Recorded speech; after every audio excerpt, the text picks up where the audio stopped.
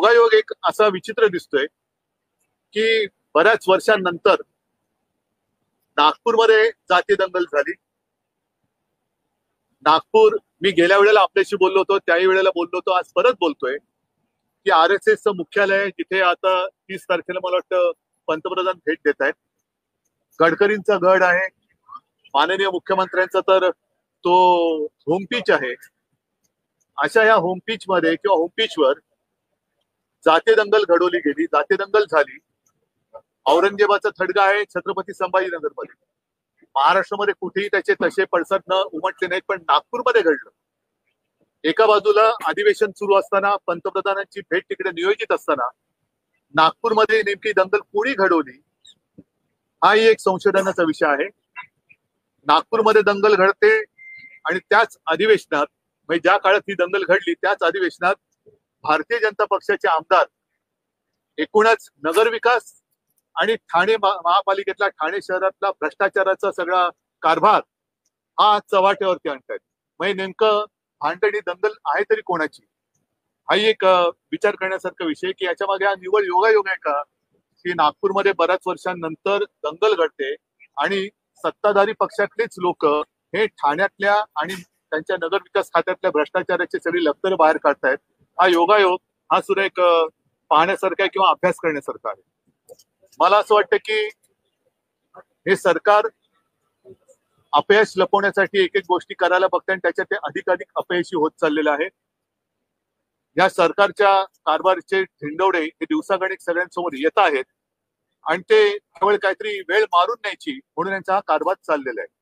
बाकी याबद्दल कदाचित मी येत्या काही दिवसात आणखी विस्ताराने बोलेन, पण तूर्त मला असं वाटतं की आता तरी ही सगळ्यांची दिशाभूल करण्याचा जो काय प्रयत्न सुरू आहे, थडगी उकरायची, आणखीन काय काढायचं, या सगळ्या गोष्टी थांबून जनतेने तुम्हाला जर खरंच बहुमत दिलं असेल, ज्याच्याबद्दल संशय आहे, लोकच विचारतात की असं कसं झालं, पण जर का जनतेने खरंच बहुमत दिलं असेल तर ते बहुमत सत्कारणी लावा, कारण संधी परत परत मिळत नसते.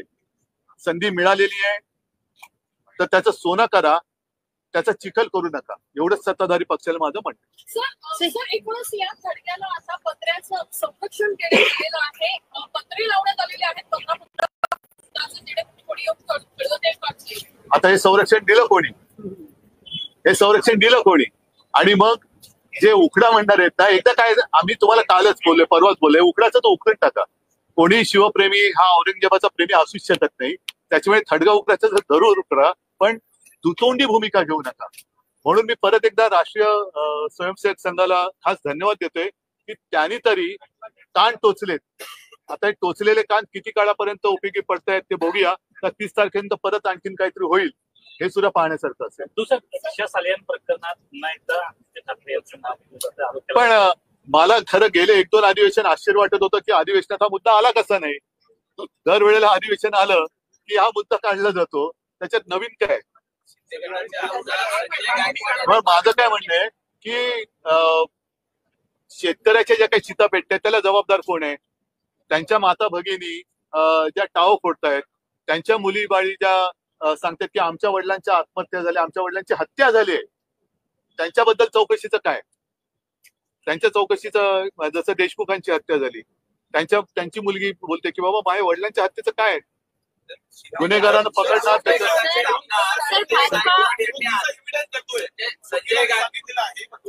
कोणी ठीक आहे ना, ठीक आहे ना, देऊ द्या ना, द्या ना मग. पण हा विषय कोर्टात चाललेला आहे, द्या ना कोर्टात काय ते. सर, भाजपा विधायक ते ठीक आहे. सर, भाजपा पक्षनेत्याला विचारतात. नाही त्यांनी चांगलं. सर, भाजपा विधायक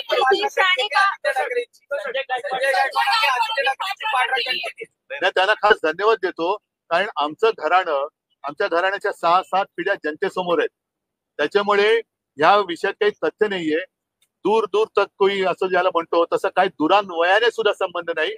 पण जर का राजकारण ह्या वाईट बाजूला न्यायचं असेल तर मग मात्र सगळ्यांचीच पंचायत होईल. कारण खोट्याचं जर का तुम्ही नायटा करणार असाल तर ते तुमच्यावरती बुमरँग होऊ शकेल. हेच या लोकांनी सांगू. सर, भाजपा विधायक नितेश राणेने ये बयान दिया है। वो बकवास है, उसके बारे में मराठी प्रश्न आहे.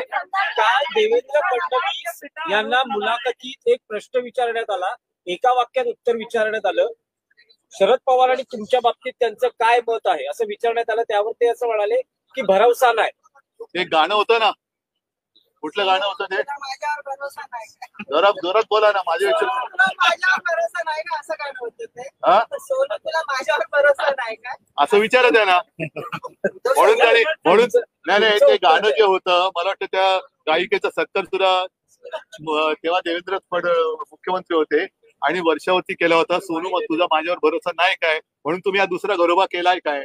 सर, भाजपा विधायक नितेश राणे ने ये भी कहा है कि वो बकवास अगर आदित्य ठाकरे बकवास लोगों को मैं जवाब नहीं देता.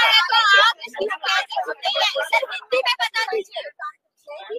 नेत्यांनी असं प्रत्येक भाषण करून असं देवेंद्र फडणवीसांनी देखील काम पोचवलं. मी त्याचंही स्वागत करतो त्यांच्या वक्तव्याचं. जर देवेंद्रजी असं म्हणाले असतील की नेत्यांनी भडकाऊ भाषण केलं करू नये, तर त्यांच्याकडे जे आगलावे लोक घेतलेत त्यांनी, दुर्दैवाने काय होतंय की विरोधी पक्ष संपवला, ज्या विषाचा त्यांनी उपयोग करायचा प्रयत्न केला, तेच विष आता भाजपला मारतंय.